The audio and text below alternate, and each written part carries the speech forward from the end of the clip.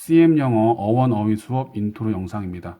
이 영상은 처음 어원을 통해서 영어 어휘를 공부하는 학생들에게 이제 어원이라는 게 뭔지, 왜 어원을 가지고 단어를 외워야 하는지 안내하는 영상입니다.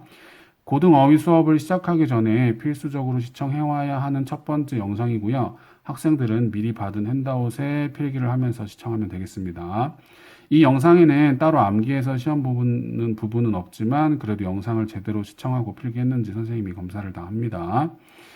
자, 그럼 선생님이 이렇게 미리 필기를 해놨으니까 여러분들은 선생님이 설명하는 부분이 이제 끝나면 잠깐 일시정지를 하면서 필기를 해가면서 영상을 시청해 주세요. 자, 2번부터 살펴볼 건데요. 일단 영어 단어가 어떻게 만들어지는지 영어 단어의 구성 원리부터 살펴보도록 하겠습니다. 자, 우리가 앞으로 공부하게 될 영어 단어의 대부분은 접두사, 어근, 전미사 이렇게 세 부분으로 나눠집니다. 이해를 돕기 위해서 선생님이 한 단어를 예시로 들어서 설명을 하면요. 여기 progressive라는 단어가 있는데요. 이 단어는 진보적인이라는 뜻이에요. 이 단어의 접두사에 해당하는 부분은 pro고요. 어근은 grass라는 부분이 해당이 되고요. 그 다음에 나머지 ive가 이게 전미사에 해당이 되겠습니다. 이렇게 접두사, 어근, 전미사 세 부분으로 구성이 되는 게 가장 기본적인 영어 단어의 형태예요. 뭐 접두사하고 어근만 있을 수도 있고요. 단어 중에 어근하고 전미사만 있거나 아니면 어근만 있거나 하는 식으로도 영어 단어가 만들어지기는 하는데요. 가장 기본적인 형태는 어근 앞에 접두사, 어근 뒤에 전미사가 붙는 이 형태가 가장 기본적인 형태입니다. 이 세 가지 중에서 없으면 안 되는 가장 필수적인 부분이 이 어근이라고 하는 건데요. 이 어근은 근자가 뿌리 근자예요. 그래서 단어의 뿌리가 되는 중심 뜻을 의미합니다. 그래서 영어로 어근을 루트라고 하는 거예요. 뿌리. 자, progressive에서 어근에 해당하는 부분은 이 grass고요. 이 grass는 가다, go라는 의미를 가진 어근이에요. 참고로 어근은 그 자체가 하나의 단어인 경우도 있고요. 여기 있는 이 grass처럼 혼자서는 하나의 영어 단어로 쓰이지 않고 어근으로만 활용되는 어근들도 많이 있습니다. 그리고 이 접두사라고 하는 건요. 이 접자가 접착자 할 때의 접자예요. 이을 접자. 그리고 두자는 머리 두자. 그리고 말씀사. 그래서 단어의 머리에 붙는 말이라는 뜻이고요. 접두사는 이렇게 어근 앞에 붙어서 이 뒤에 있는 어근의 뜻을 강조하거나 변형해주는 역할을 합니다. 그래서 위에 여기 pro라는 접두사는 이 앞이라는 의미를 가진 forward라는 의미를 가진 접두사인데요. grass, 가다라는 어근 앞에 pro라는 의미가 더해지니까 앞으로 가다라는 뜻이 돼서 이 progress는 전진하다, 뭐 진보하다 이런 뜻의 단어입니다. 그리고 전미사라고 하는 것은 이 접자도 뭐 마찬가지로 이을 접자, 이 미자가 꼬리 미자죠. 단어의 꼬리에 붙는 말이라고 해서 전미사라고 하는데요. 이 전미사 같은 경우는 어근의 뒤에 붙어서 품사를 결정해주는 역할을 합니다.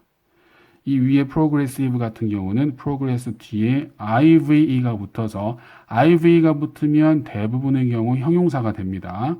그래서 형용사로 바꿔줘서 진보하다, 전진하다가 이제 진보적인이라는 형용사가 된 겁니다. 영어 단어를 공부하면서 감각이 있는 학생들은 뭐 제일 익숙한 게 전미사입니다. 영어 단어가 FUL로 끝나면 형용사구나, ION으로 끝나면 보통 명사구나, LY로 끝나면 부사구나 하는 걸 이제 느꼈을 겁니다. 그래서 선생님은 이제 수업 시간에 전미사 중에서 이렇게 형용사를 만들어주는 전미사는 줄여서 형접.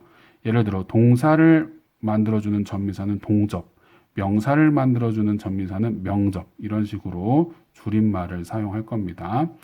자, 다른 단어들도 한번 예시를 들어보면요. 이 접두사라는 단어는 영어로 prefix라고 해요. 이 prefix라는 단어는 전미사는 따로 없고 접두사와 어근만 있는 단어인데요. 자, fix라는 이 어근은 여러분들 다 알고 있을 거예요. 고정시키다, 고치다, 뭐 해결하다 라는 뜻의 원래 있는 단어죠. 이 어근 앞에 pre라는 접두사가 붙었는데요. 이 pre도 앞이라는 뜻의 접두사예요. 뭐 정확히는 before의 의미를 가지고 있는 뭐 미리, 이전에라는 뜻의 접두사고요. pro랑은 조금 다른, 여기 앞에 있던 pro랑은 조금 다른 의미입니다. 이거는 필수 접두사 영상에서 다루도록 할 거고요. 그래서 미리 어근 앞에 붙여놓는다, 미리 어근 앞에 고정시켜 놓는다 라고 해서 prefix라고 합니다. 전미사는 suffix라고 하는데요. fix는 똑같이 고정시키다라는 뜻이고요. 이 suf가 원래는요 sub였어요. sub이에요. sub.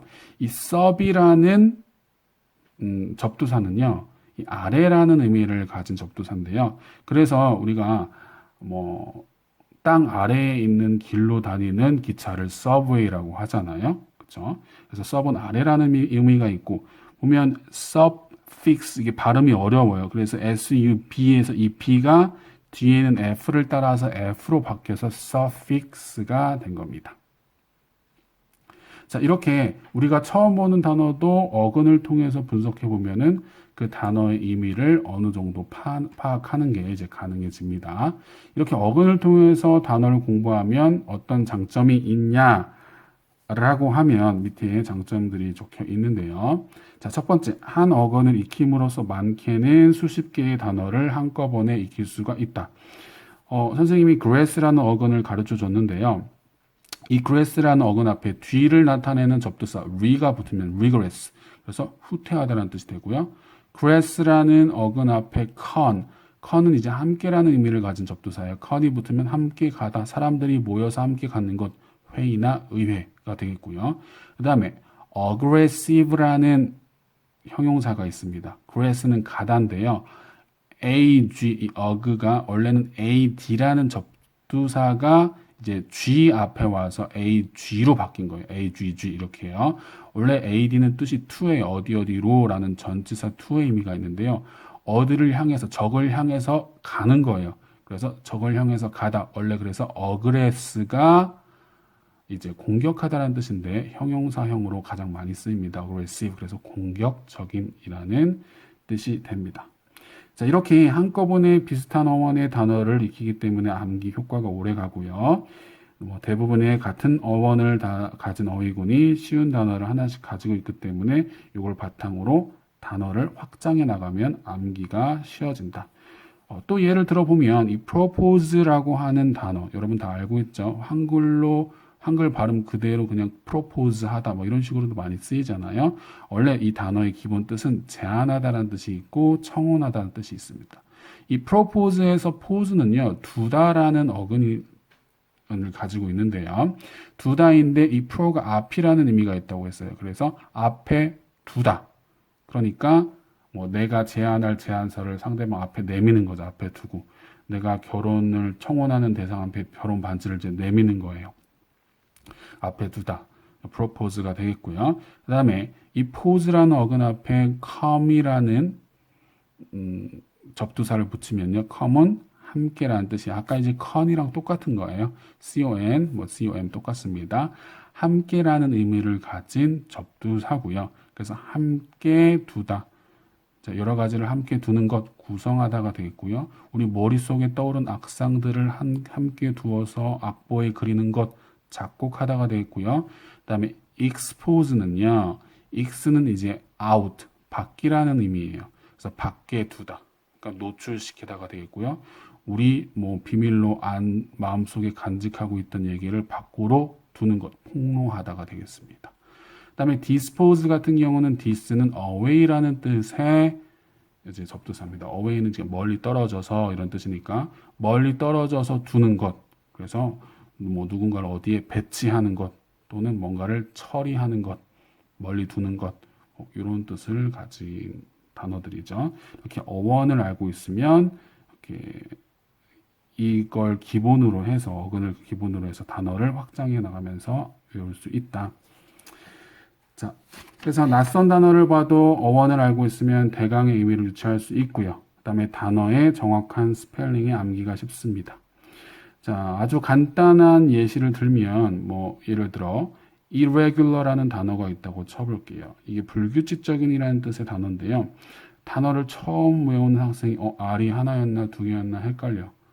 근데 이건 헷갈릴 게 아닙니다. 어근으로 배웠다면 regular라는 단어 앞에 IR이 붙어 있는 형태고 이 IR은 사실은 in이라는 접두사가 R 앞에 와서 변한 형태다.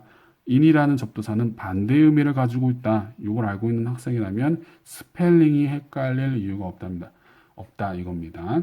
물론 이 단어는 너무 쉬워서 뭐 그냥도 알겠지만 선생님이 이런 식으로 어원을 알고 있으면 단어의 정확한 스펠링 암기가 쉬워진다라는 얘기를 하는 겁니다.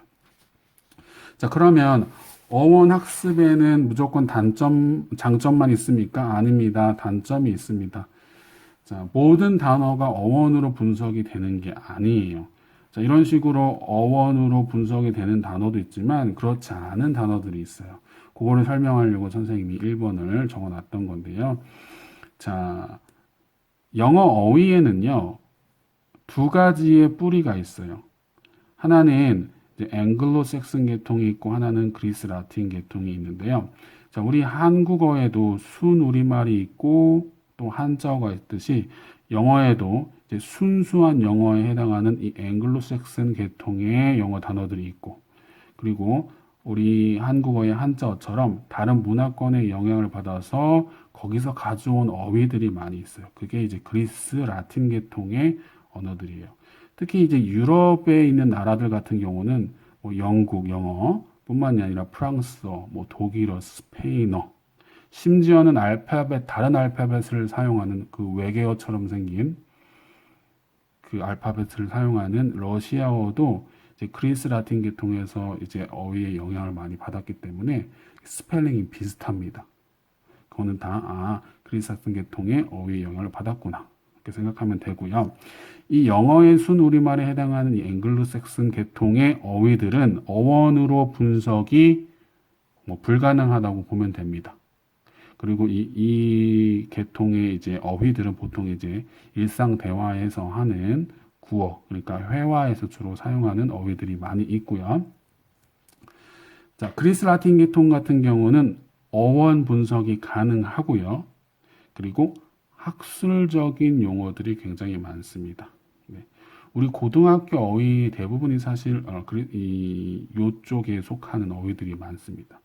자, 우리나라 말이 순우리말보다 한자어가 훨씬 많듯이 영어도 마찬가지로 이 그리스 라틴 계통의 어휘들이 훨씬 더 많이 있습니다. 그래서 모든 단어가 어원으로 분석이 되는 건 아니지만 그래도 어원을 통해서 외울 수 있는 단어들이 이렇게나 많다라는 얘기를 한 거고요. 그 다음에 또 다른 단점. 하나의 어원에서 많은 단어가 파생되어 나오는 경우가 아닌 경우에는 어원을 이용해서 단어를 공부하는 것보다 단순히 암기하는 것이 오히려 효율적이다. 이렇게 되어 있네요. 자, 요거는 무슨 얘기냐 하면요. 예를 들어 propose의 pose라는 어근이 우리가 두다라고 배웠는데요. 이 pose라는 어근이 쓰인 단어가 propose밖에 없다. 그럼 이 pose가 두다라는 뜻을 굳이 외울 필요 없다는 거예요. 다른 단어에도 사용이 돼야지 우리가 외우는 장점을 누릴 수 있는 건데, 그럴 필요가 없다는 거죠. 그래서 선생님은 이제 수업할 때 이 어근이 다른 데도 많이 쓰이고, 이 어근을 기억해 놓고 암기하면 다른 단어를 확장하면서 공부하는 데 도움이 된다 하는 어근들만 수업을 할 거고요. 그렇지 않은 어근들은 그래도 설명할 때 괄호를 쳐줄 겁니다. 이거는 이런 뜻을 가진 어근인데, 안 외워도 돼. 이런 뜻이 되겠고요. 자, 그 다음에 단어가 원래 어원에서 뜻이 너무 멀어진 경우에는 차라리 어원을 생각하지 않고 암기하는 것이 효율적이다. 자, invest라고 하는 단어가 있어요. 투자하다라는 동사예요. 근데 이 vest라는 어근이 옷이라는 어근인데 이 옷, 어원 뜻과 이 단어 뜻이 거리가 너무 멀어졌어. 그래서 이 어근을 알아봤자 단어의 뜻을 외우는데 도움이 안 돼요. 이런 거는 굳이 선생님이 어근으로 설명을 하지 않는다라는 얘기입니다. 자, 이렇게 어원 학습의 장점, 단점을 살펴봤는데 이러한 단점이 있음에도 불구하고 장점의 효과가 너무나도 크기 때문에 우리는 어원을 통해서 단어를 공부하게 될 것이다 라는 얘기를 할 거고요. 자, 제일 첫 번째로 우리가 하게 될 것은 이제 접두사에 대해서 이제 공부를 하게 될 거예요. 접두사도 워낙에 종류가 많지만 가장 많이 쓰이는 접두사, 꼭 알아야 되는 필수 접두사를 한 40개 정도 선생님이 간추려서 다음 영상에서 설명을 하도록 하겠습니다. 그렇게 할 거고요. 그렇게 접두사 뜻을 알고 있어야 새로운 어근을 배웠을 때 그 어근에 원래 알고 있던 접두사 뜻을 더해가면서 이제 내가 의미를 추측하거나 또는 암기할 때 효율적으로 암기할 수 있게 되는 겁니다.